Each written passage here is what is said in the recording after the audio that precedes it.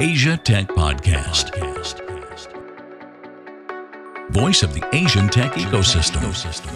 Hello and welcome to Asia Tech Podcast, The Pitch. We're launching The Pitch, Graham Brown, and happy to say in the studio joined by Stuart Kerr. Hi Stuart, there. how you doing? How's it going? Excellent. I'm really pleased that you are the inaugural Pitch guest because you've been so generous, not only with your time, because this is not the first recording. We did a short one, didn't we? But we thought we'd kind of like, we've got to go a bit deeper. Yeah. 15 minutes just cut a little bit too short, and I was thinking, it would be good to do something more. And I think, we did this first. So Stuart's going to tell you about his company in a minute. And the point of the pitch is bringing interesting startups to this platform and sharing their stories. And not just, this is what we do, but the why. And also who's behind it, right? And I think we did the first recording and it was 15 minutes. And I just sort of walked away from that and thought, crap, there's so much more we can do here. There's so much more. I mean, your product's really interesting. Your background's so interesting. I talk about you to other people and they're interested. Yeah. Because I'm out there pimping your business to other people with no business relationship whatsoever. But, the listener's going to hear a bit about what you do and your background as well. They'll be interested. So I think 15 minutes just was not enough. And we're in the business of podcasting. Makes sense that we go long form, right? Yeah, because we've got the ability to do so, right? I mean, we're not on radio. We don't have any restricted time. It could be hours in length. It doesn't matter. Yeah. And we're not selling advertising, so we're not going to jump in at any point. No. So we're going to have a chat about. I think the point of the pitch is that there are plenty of formats out there to find out about startups. You can go to a demo day. You can go on to any of the websites, or you can go and find out about F6S or whatever. You can find all those kind of websites out there, but there's nothing about the founders and the why question, right? Yeah. I do find it because I've built up the profiles on F6S, AngelList as well. And I find it kind of difficult to put myself across. If I could just talk to somebody. What do you mean by you find it difficult to put yourself across? And usually there's a founder section, and then you can type like maximum 600 characters. About me, and it's like, really? Right. I just wish I could talk to somebody or let somebody almost eavesdrop in a conversation, and then just put that out there. So, right, you need somebody to bring those questions out, to bring the answers out of you, right? Exactly. So that's why we're here. Yeah, that's what we're going to talk about. Asia Tech Podcast. Find out more at atp.show. So where are we going to start? Should we start with what it is that you build first? Yeah. And why? Yeah, so I suppose I could start with the story about how we existed in the first place, and I can give it some context. Right. So let's start with the company first. Yes. The company, so we are Rock Human Devices. We are building really tough, really well-designed medical devices. We're based in Singapore, and we're starting with hearing loss. Now, hearing loss is a really underserved market. You can just imagine how... I mean, if you were to be told by an audiologist that you've got hearing loss, you need to wear a hearing aid from now on. You can imagine your response. It would be like, oh man, I really need to wear a hearing aid. I don't want to wear that. It's not so well designed. The performance is usually quite low as well and super expensive. Some people get charged, like in Singapore, you could be $3,000 to $12,000 for a hearing aid. Wow, super expensive. Right. And there's a very underserved part of the hearing aid market. 20%, or I think it's as much as 25% of people that have hearing loss have a special type called conductive hearing loss. And what that is it's different to a normal type of hearing loss. You cannot wear a normal hearing aid.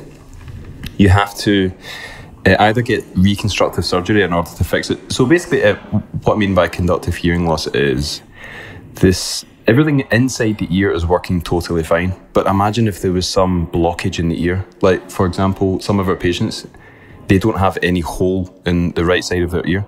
Right. So where you would usually see an ear canal, they were just born with it closed shut. Right. So no sound can get in. So you can. So the nerves are okay. Everything in the inside is usually working absolutely fine. There's a problem with the conduction point where sound goes from the air to being vibrated. So you can imagine that spiral image of the cochlea, and all the little hairs get tickled, and then that stimulates the auditory nerve. all that is working fine. It's just the sound cannot get to it. Right. So that's what conductive hearing loss is. Right. So if you put in earplugs, you're simulating conductive hearing loss. Gotcha. Yeah. So you're saying that 25% of hearing loss patients are conductive? Yes. Right. So, or some kind of either conductive or some kind of mixture of the two. Yeah. So that whole bracket's about 25%. And the only real good solution available right now, apart from us, is to get a screw drilled into the side of your skull behind the ear. Yeah. And serious? Yes. And you wait maybe 6 months for that to heal. Right. And then you also need to get bone, fat and tissue removed as well to make it nice and flat. And then you get this little box. It's called a bone conduction, so it's called a bone anchored hearing aid. And then you clip that onto the screw. So you have this matchbox that sticks out the side of your head. Screwed to your head. Actually screwed in. Like you can remove it and put it back on.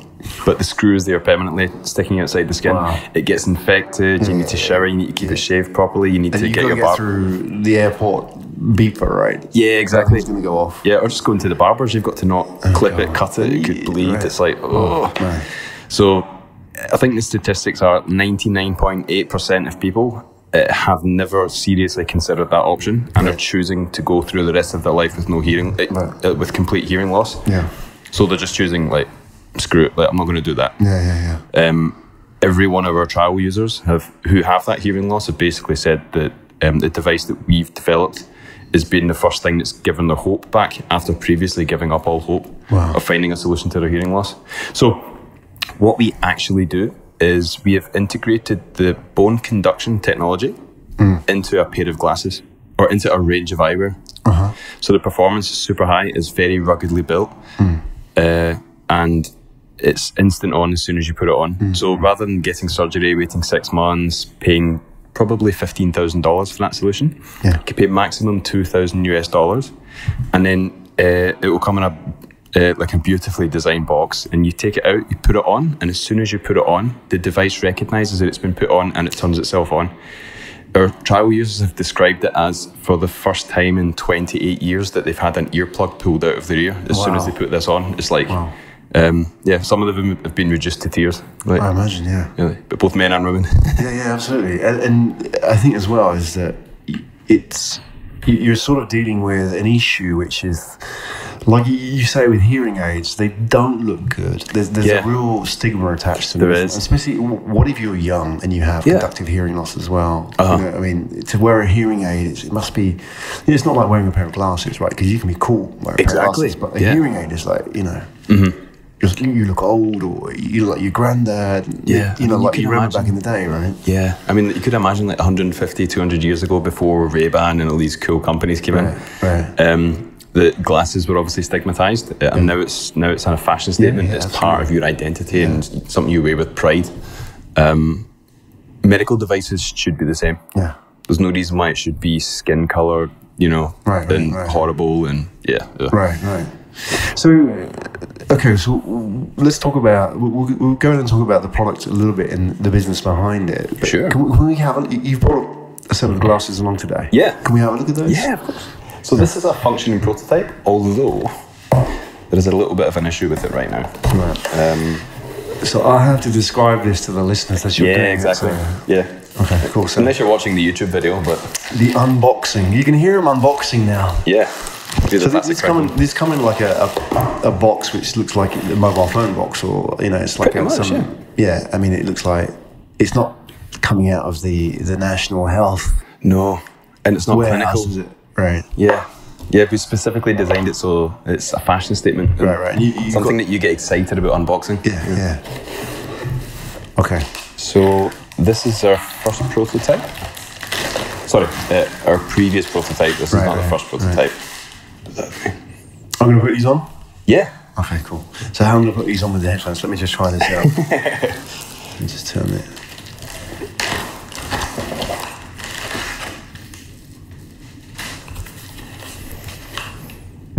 Okay. So these feel like just a normal pair of glasses? Yeah. Okay. That's the deal, right? Okay. Yeah. Cool. And behind, just so I can explain to the listeners, what actually we have here was like at the end of the glasses, at the end of the tip of the glasses, there's, I guess, the conductive technology, isn't it? Yes. So what's going on here? What have we got here at the end? So at the tip of the legs of the glasses, we have inside it the world's best bone conduction transducer technology that's currently available. Right. And the company that we're working with, who developed that, is also we're working with so that they're using us as a testing platform for their very latest technology. Right. So on this design, we've actually shrunk the transducer side. So is this the one you're handing to me now is the later design? Yeah. Okay. So that represents the other style, but also the latest technology. Right, so here's the thing, and if you were to look at these, they're slightly chunkier than your average sort of like slim design glasses, but at the same time, you wouldn't know, would you? You know, the slight that is kind of a well concealed. The leg, as you say, of the glass is well concealed, isn't it? That end part. Yeah, exactly. But all of this is going to get much smaller. So once we move in, once we get our next investment round, we are going to develop the electronics so that we can make them very, very small. Right. So we can actually shrink them by at least 50% again. So it can all become very thin. Okay. We're going to be working with our battery partner to actually design the custom shape of the battery cell so that we can slip that in so it can look like the side of a stylish pair of glasses. Yeah, right. We're not trying to put a square battery into like a sleek design, you know. Gotcha. So can we talk about the economics of this? Yeah, sure. Right, okay. So I'm sure listeners will be fascinated by what's going on here. So you got 2 prototypes here. How much does it cost to make one of these? Right now, it costs about for very low quantities, it's about $340 Right. to make one, and then to make, but that's as the design currently stands. The cost can be reduced, but that's when we go into larger production. So once we actually, so when we design for manufacture, we're also trying to manufacture in higher reliability, but also lowering the cost as well. Right. Okay. So when that happens, the price could be sub $240. Yeah. The manufacturing price. Yes. Yes. So you said you can sell these for a couple of thousand. Yes. Okay. Because if you compare like the solutions available, you know, surgery, getting a screw drilled into your skull and then clipping a matchbox onto the side of your head, that would be $15,000, please. You know? Right, exactly. But even the conventional hearing aid would cost what? A good quality digital hearing aid that has lots of sound processing technology and all these good things in it could cost usually at least $2,000 to $3,000 at least. So you're competing against those on price alone, right? Yeah. Okay. To some extent. Right. Forget the branding and the completely different experience as well. But it's purely on price. It's comparable. Yeah. Right. So people aren't going to say, well, I can get a hearing aid for $20.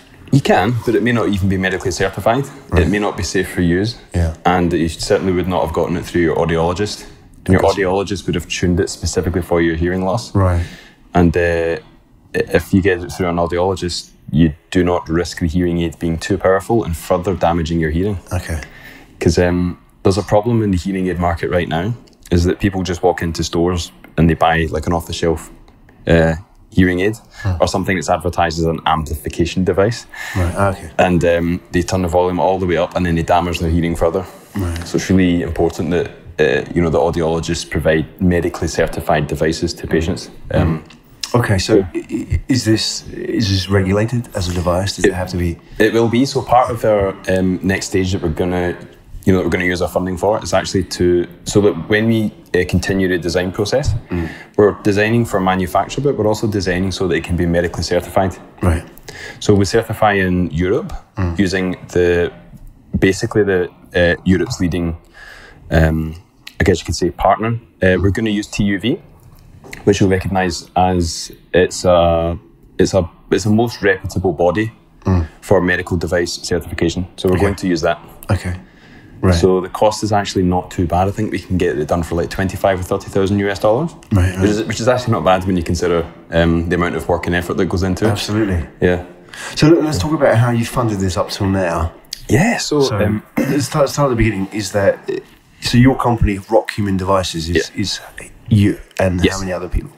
So far, just me. Right. So you're the 100% owner. Yes, apart from a couple of people that have helped me as like advisors or whatever. Okay. So, but basically, I own about 90 or so % of the company right now. Yeah. So 90%, 90 plus or minus, with a few advisors on board. Yes. And how have you funded up to now? Because these prototypes aren't cheap, right? So. Yeah, that's right. So we had our seed round in about July or August of last year. Yeah. So we got just over 100,000 Singapore dollars in funding. Yeah.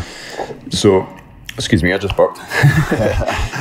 That's raw, authentic podcast. Yeah. So where did the seed round come from? Was that from somebody you knew? Was it, who was it investors who have a medical background? Or? It was investors that were interested in branching into like a medical device type of thing. It was like a friend of a friend of a cousin of a friend type of thing. But individual?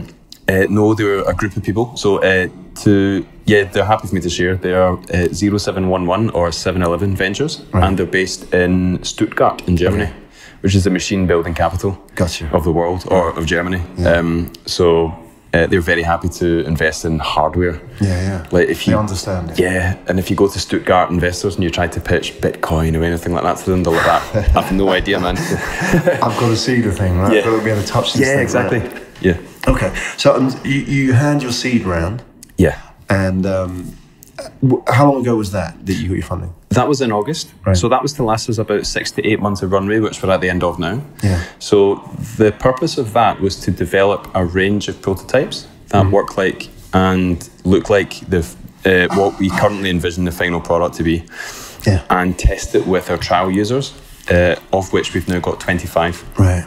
So there's 25 people have tried this on and are giving us feedback and helping us to develop the device, because we're making it for the patients. Yeah. We're not making it. When you did the trial users, you had 25 people. What were sort of the assumptions that were challenged? What did you learn that you maybe didn't know at the beginning?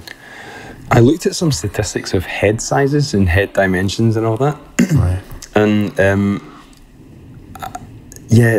people have very different shaped faces and heads.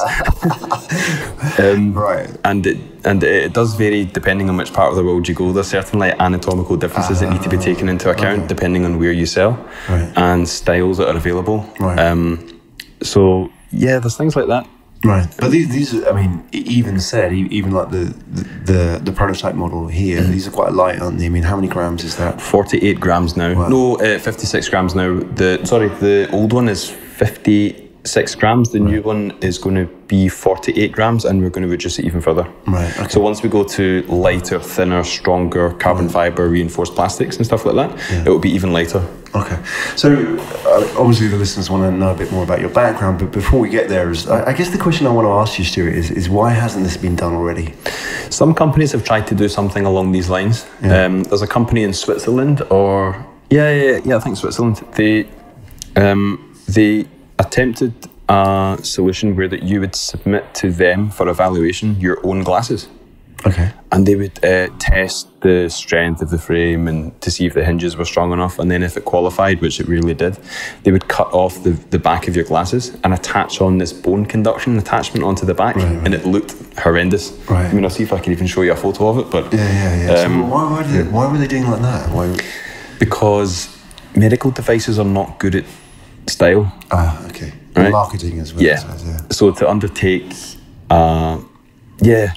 and marketing as well. They're familiar with medical channels. They're not familiar with fashion. It's functional, isn't it, rather than a lifestyle thing, right? So, yeah, exactly. So, okay, I mean that's the bridge into your background, which I think people are interested in, right? Which is my what? Sorry? Your background. Oh, my background. So I mean, you came from that company that made vacuum cleaners, right? Yeah, that's right. Which were functional, right? But much more than that. So tell us a little bit about that. Yeah, so my career I started at University of Strathclyde in Glasgow, which is in Scotland, and I did electronic engineering, and I studied for 6 months in Japan as well. We did robotics, so I worked on a search and rescue robotics project. And after that, I thought Japan's a pretty cool place. I would quite like to work there. So I moved to Japan as soon as I graduated. Even before I got my graduation certificate, I was on a flight over. And they trusted that I would get that for some reason. I don't know why. Because I'd already been offered a job the year before. Right. So I flew out to Japan to start in the Japanese countryside, developing, it was a company called IDX. We developed machines and equipment that was used in particle accelerators in CERN and in super KEKB. So, like you know how the beams go around in a circle? You need very powerful but very accurate electromagnets that steer the beam to keep it going round in a circle. So we developed the power supplies that powered those huge coils that got these these electron beams to turn in a circle. Right, so like the Hadron Collider, right? Yeah. So that's what it was? Or? Yes. Right, okay, so the proper thing. Yeah. But they have it in CERN, right? CERN and also super KEKB, because they've got a part where it turns in 4 parts or something like that. I'm sort of shaking my head thinking, what the hell is that all about? I can understand what you're saying, but what is that? Is that a physical problem? Is it an engineering problem or what? Mostly the work that we did, it was mostly solving engineering problems, because the physicists at CERN would obviously have a specification, like they understand like electrical flow, and they're like, okay, we just need the power supplies to be designed in this way, so please just get it built. So it sounds more impressive than it actually is. That's awesome. How long were you there? I was there for just about a year, and I got a bit fed up with Japanese working culture. Doing radio taiso every day and exercise. I was told, I realised I was in the wrong place when somebody told me, Stuart, just keep your mouth shut until the day you turn 40 years old, because that's the day that you will know everything. And I was like, that? Right. Really? And how old were you then? I was 23 or something. I was just, like just a puppy in their eyes. Right. A long way to go. But you got to learn by making mistakes, and it's something that culture doesn't really put a lot of pride in. Which is unfortunate. So I left, and I thought, I want to join a startup. I want to do something like that. So I've been following a startup in Singapore called Pirate 3D. They had designed and launched on Kickstarter and got a huge amount of orders from Kickstarter for launching a 3D printer. And it was supposed to be like ultra consumer friendly, and it really was. The product at the end was great, but it didn't fit the market. The market changed during the time. Was it quite early? It was during the hype. So you know that whole hype curve where it goes up at the hype and then down at the bottom. It was at the hype, and then we tried to launch when it went down, and there were some business problems as well. So the company is kind of, I don't think it's around anymore. And then when I lost my job there because of the funding in the company, I joined Dyson for 2 years. Right.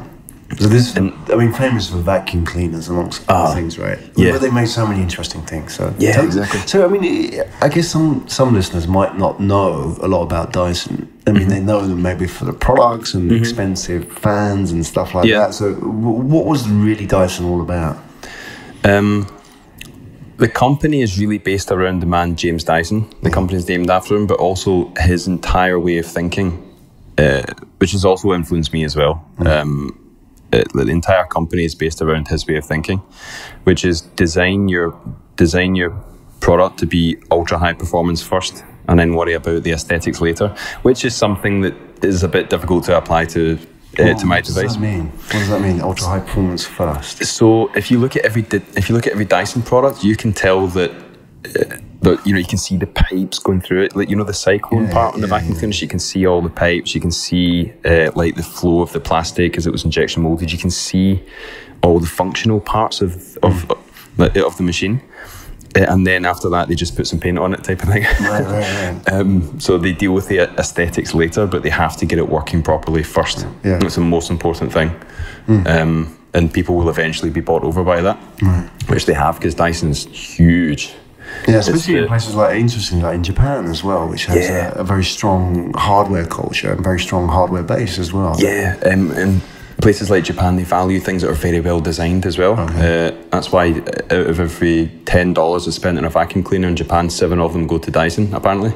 Really? Something like that, That's insane. Massive. Because you imagine they're competing against everybody in Japan, everybody from Panasonic to Mitsubishi to anybody who can make electronics. Exactly, But Dyson focused on core technology and then protected it and then implemented it incredibly well in their products. And it was great to be part of that and learn all that.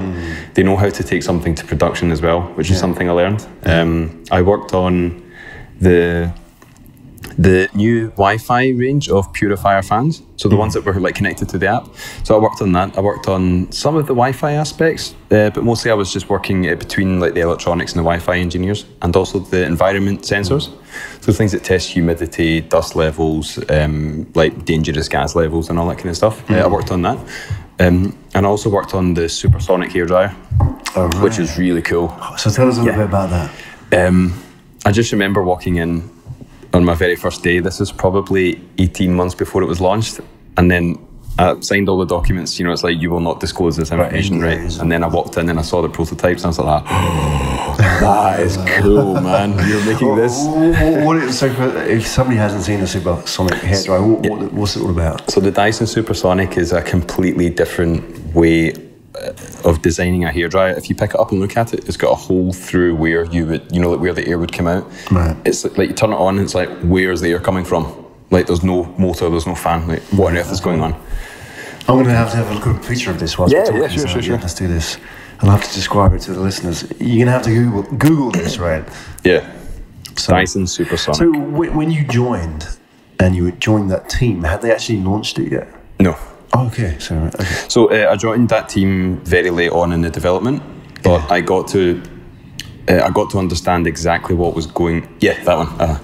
This is insane. Yeah, it's amazing, man. Like the amount of money that was spent to develop that was incredible. And the engineering that went into it is just off the charts. So unlike a traditional hairdryer, which has kind of a short handle and a long body, it has kind of like a very short body and a long handle, right? Yeah. So the motor's not in the head part, it's actually down in the handle. Right. So they had to develop the motor. So Dyson has gone all the way down to developing at the component level. So rather than buying a motor from China, they design in fact, they manufacture the motors here in Singapore. So they manufacture their components in Singapore and assemble the final machines in Malaysia. Right. That's insane. I'm just looking at the price. Yeah. $600. Yep. Wow. Who's buying this? The market has shown that it's a very reasonable price today, apparently, yeah. Who's paying $600 on a hairdryer? Hundreds of thousands and millions of people. Yeah, the sales were off the charts. Right, so what does that do? Well, I mean, okay, aesthetically it looks great, but, and it's a talking point, isn't it? Hey, look at my hairdryer and I've got it. But what does it do differently? Well, one of the things that I learned from Dyson when I was developing my own product is literally just forget about what already exists. You don't have to stick to the norm, right?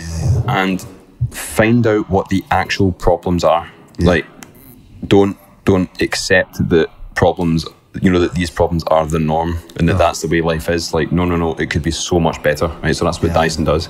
They've done that that was the vacuum cleaner, and they took away the bag, which was the pain point, wasn't it? Because they were difficult to fit, and you had to keep going back and buying them. And it cost money, right? You'd spend $100 on a vacuum cleaner and thousands on bags in a lifetime, right?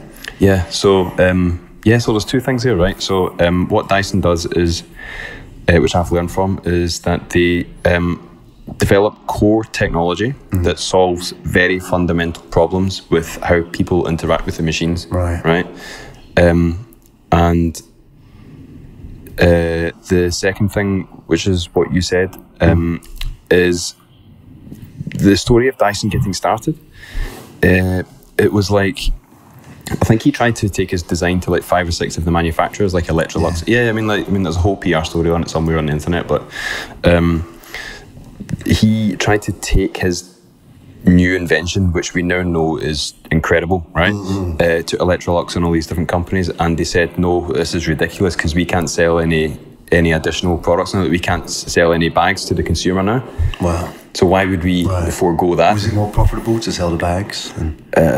Obviously not, because Dyson is doing much better, obviously, right? But for Electrolux and Hoover and... Well, it was something that they weren't willing to let go of, because they will have to go to the shareholders and say, oh, look, we want to scrap everything that we have pitched to you previously as a good thing, and admit we were wrong and go down this whole new route. And in a big public stuffy company, so, I mean, these things don't happen. You mentioned something really interesting, Stuart, which I guess, you know, I want to talk about in the context of your own product, is that that whole thing about, you know, what is the problem that you're trying to solve, and then, you know, start with that, that sort of baseline.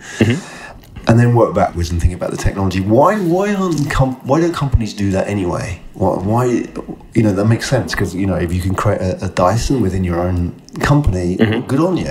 You just made a $1 billion department. But why aren't companies doing that? Why don't they start from that starting point and say, okay, like, this is the problem that the customer has, what's the best way of solving it? As the best way, in my perception, right, when you look at large companies, it's very, like, the amount of effort it takes to communicate with any one person goes off the charts as the company grows bigger. So, how can I describe it? It's like, as the team grows, it's very hard to communicate with people that actually make these kind of decisions, or people that you could really influence in order for their influence to kind of shine down on the rest of the company. Like, as a company grows, it's harder to talk to the CEO, whereas you're sitting next to the CEO at a startup. There's that reason as well. But there's also this, I think I was listening to a Joe Rogan podcast with Jordan Peterson. Jordan Peterson, he described something, because he's a clinical psychologist, and I'm not doing it justice, right? You should really look up Is he the sleep guy? yourself. But, Is he the sleep guy? No, I don't know who you're referring to now. He had a psychologist talking about sleep, but anyway, go on. He suggested something that as a company grows, what happens is that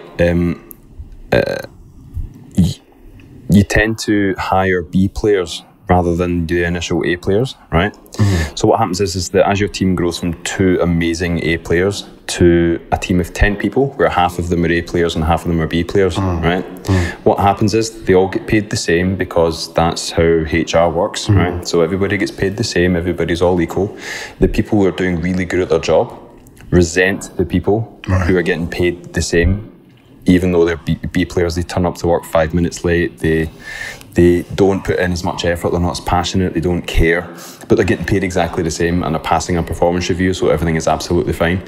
So what happens is that the really good people, they build up a lot of resentment, and then they just leave. Right. And then what happens is that they fill the gap with B or C players. Right, there you go. So it's that top 1% will leave your company, and then all of a sudden, like, I think it's called the Pareto distribution. Right, yeah. Pareto something effect, like 80-20 or 10-90 or... Yeah, well, it's like 5% of, this is probably not right, but something like 5% of people do 50% of the work. And those are the A players who feel resentment when the B players come into the company.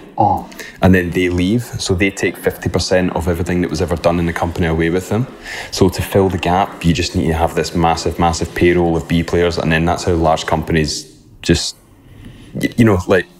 so awesome technology, people that are aggressive with a passion and what it is they want to build or put out, they think, well, there's no place for me to do it in a large company, I'll just go and do something else. I'll go out on my own, join a smaller company, start my own company. So that's why, I think large companies, especially medical devices, they kind of hit this like inventive brick wall. It gets to a point that all that they have is the reason that they existed in the first place. Absolutely. And there's not the environment or the people there to actually take it to the next level or to try something new. So, in your own context, Stuart, when you've been prototyping this, how have you kept it lean? In the sense that, it's you, right? And you're building these prototypes, and you had all that angel investment, seed funding. Have you consciously, with that in mind, are you consciously not going out and recruiting, or are you just so busy doing your thing? Or what's the story? It's not that I'm not recruiting it, but we technically have a small team. But it's people that I've hired on a project basis, or people that have, people that have helped me, find bugs in a piece of code in exchange for like a couple of jugs of beer. You know what I mean? So because of that, that's why you pay developers. So because of that, we actually have quite a big network of people that are working with us right now. I won't name names yet because we're gonna announce it soon. But we've got some pretty industry-leading people that are going to join the company. Yeah. Those who get the pitch deck will see who they are. Yeah. Okay. Cool. Very, very, very good people that are very interested in joining the company. Yeah. Who are actually starting the process of getting them on board. And they come from big company backgrounds, without naming names. Yeah, big company backgrounds, but they get fed up with kind of being in a large company, and then they want to go and work with startups because it's the most effective use of their skills. Absolutely. To feel the responsibility and the commitment of it as well. Yeah. And so, in that situation, what sort of role do you play? I mean, because are you sort of a James Dyson in that setup, or are you an engineer? Are you a CEO? Or do you see yourself taking the role long term? I don't know. You don't know? I don't know if I want to, for example, eventually be the chief engineer and hire a CEO like a few years down the line, or be the CEO and hire like a CTO later. Yeah. Early days. Yeah, it's early days. Yeah, it is. Yeah, I mean, I'm still trying to work these things out for myself, but I don't think of the product or my company as like my baby. Like, I'm fairly objective with it. Like, what needs to be done needs to be done. Yeah. If I should step down from the CEO and be like the chief engineer of the company and like the shareholder and hire a CEO, then so be it. Like, whatever makes sense, makes sense. Yeah, I mean, that's the challenge, isn't it? You know, especially for innovators, they get to a point where, you know, they can get it to this They're stage. Good at starting companies, but not running large companies, maybe. Yeah, absolutely. Yeah. Okay, cool. So, I mean, let's talk a little bit about the funding that you're going for at the moment. Yeah. So, you've had your seed funding. What's next? Yeah, so we need 900,000 Singapore dollars, which I think works out at 670,000 US dollars. Yeah. So with that amount of money, that gives us 15 to 18 months runway. Yeah. We can basically finish the development of the device. So we can invest in some injection molding. We can do performance tests. We can try it on more trial users. We can get medical certification, and we can actually start selling like smaller scale manufacturing and selling the device. So it would be good to start a little bit slow, because there are going to be problems with the device when we put it out onto the field, things you can never test in a lab. So if we start a little bit slow and careful, and then once we've worked out some of the kinks, then by that time we will have some follow-on funding, hopefully, in order to scale the production and the sales and the support and warranty and all these kind of aspects. So really the money is just to get us to the point where we can manufacture, be medically certified, have an ultra reliable, stylish device, and be selling. Yeah. So, I mean, when you think about rock human devices and what this could be in the future, you know, you go through this round of funding, 15 to 18 months, I think you said, you know, of getting the product ready, certified, out there, selling it. What then happens is that, you know, do you have an idea of what the value of that is to another company, or is it a company? Can it become a Dyson of the medical device world? Can it become the Apple of the medical device world? Would it become a trade sale or an IPO, or what? Do you have an idea? It could. I mean, I know that every startup should technically have an exit strategy, but right now I'm still working on that.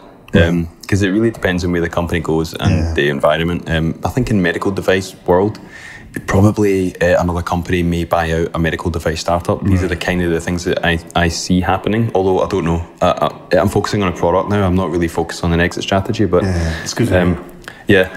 It's good to hear. But I wonder if there's a sort of a precedent in that market. Is there, you know, or in another market, do you look, for example, I mean, we talked about Dyson, or do you see, you know, some people say the Apple of the medical device world, or the Lego of the medical device world, or whatever? I mean, is there precedent? Yeah, we absolutely could be, because I mean, we've been talking a lot about hearing loss, but this is only the start. Right. What else? To give you a clue, I've already said this on radio, so it's okay.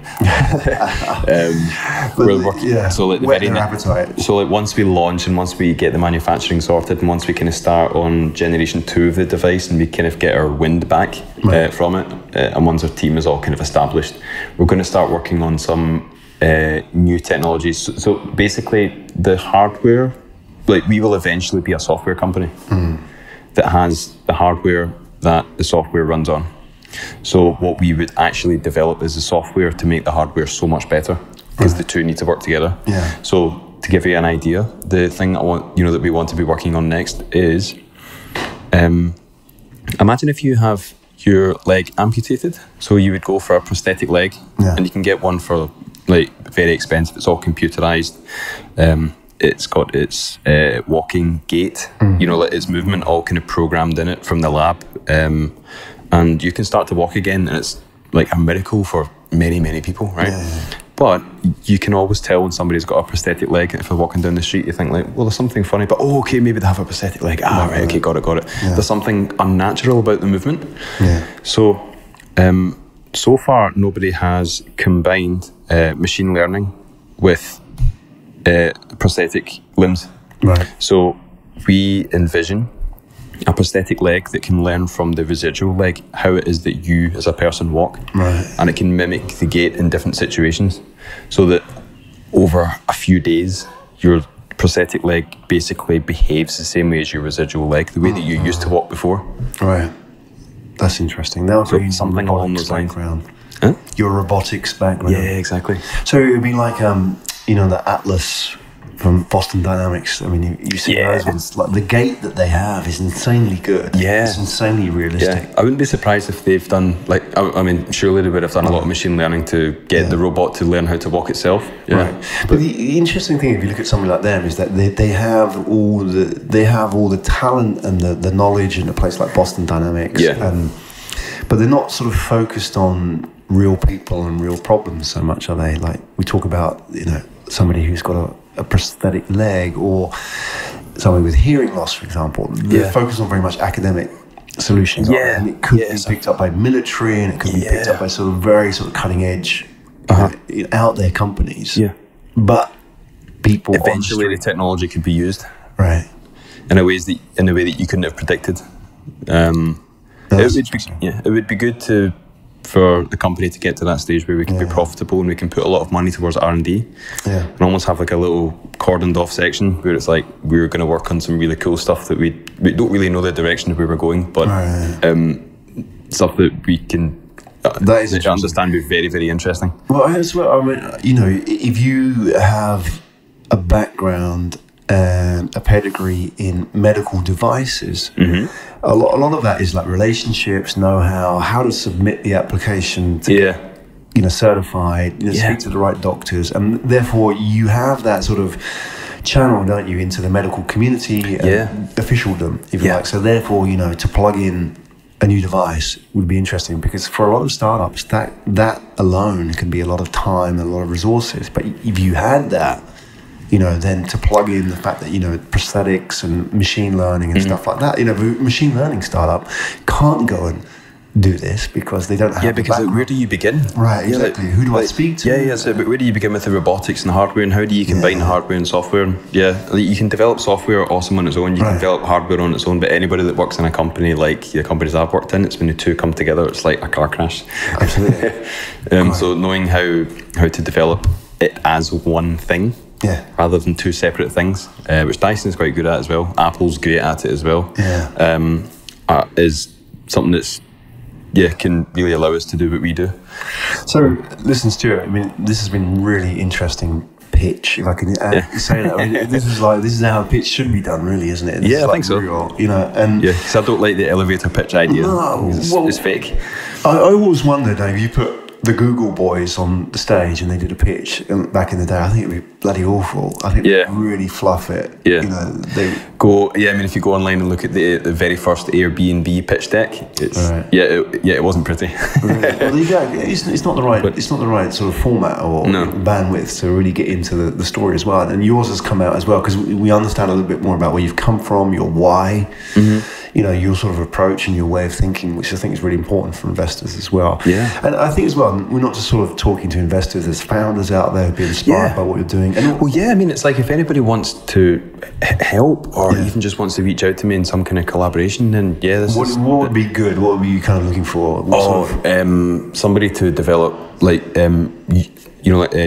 for apps, and somebody that can design iOS, Android, somebody that can electronics, but also got a good grasp of firmware so that you can at least manage that aspect. We've already got acoustics expertise, we've got marketing expertise. I'm trying to kind of fill in the major gaps of the team. Do they have to have a medical background? No. Right. No. Nobody. You don't need to have a medical background. You're designing a product with a specific reason for being. Doctors don't develop medical devices, it's engineers. Absolutely. Good. Stuart Kerr, everybody. Rock Human Devices. We'll put all your details in the show notes. I wish you all the best with your raise. And if anybody's listening as well, they can make contact with you as well. Because, you know, even if you're in a raise, it's an endless process almost. And it's an ongoing It feels thing endless, as well. yeah. It's ongoing. So it never stops. So you always want to be talking to partners and investors. Yeah. Like you say. even people as well. I mean, I think the important thing is people, recruitment as well is going to be your ongoing challenge, isn't it? So that's... Yeah, because building credibility, the investment is just a tool, right? So it's almost like you need to screw screws into a wall and you don't have a screwdriver. So the money is just to help you get the job done. Also, you need to build credibility so that the best people want to work for us as well. And we're starting to do that. But yeah, we need money to function. So. Good. Well, this is what it was all about today. And Stuart, thank you so much for being the prototype, I should say, from your world. Prototype of the pitch. Put all the details in the show notes. If you want to make contact with Stuart, we'll put all the details, how to reach out to him on LinkedIn, etc. And, well, I don't know, I mean, for the pitch as well, I don't know if there's a part 2 in future, an update, but... Sure, why not? Yeah, because I can talk about my experience with everything. It could help future founders. Yeah. I would, you know what I'd like as well? I mean, you know, just sort of freestyling here, but when you're successful with this company, when you, not if, when, because I believe in you, when you go through that sort of curve, it's never going to be easy, never going to be a straight line. No, it's not. It's totally up and down. Absolutely. So you've prepared yourself for that. You've got the experience, but they're going to be young founders coming through as well, developing products. Yeah. I'd like you to be one of those guys we talked about at the pitch roundtable in future and advise them. How about that? Should things go well, I would love to. Yeah. Or if things don't go well, I mean, like exactly. If the company goes crashing to the ground, at least I tried my absolute best. I put my heart and soul into it. Yeah. But you can also learn from that, pick yourself back up and be the most successful person on planet Earth if you choose to do so. You've not failed just because your company failed one time, you know. Absolutely. Stuart, thank you so much. Thanks very much. It was a pleasure. You've been listening to Asia Tech Podcast. Find out more at atp.show.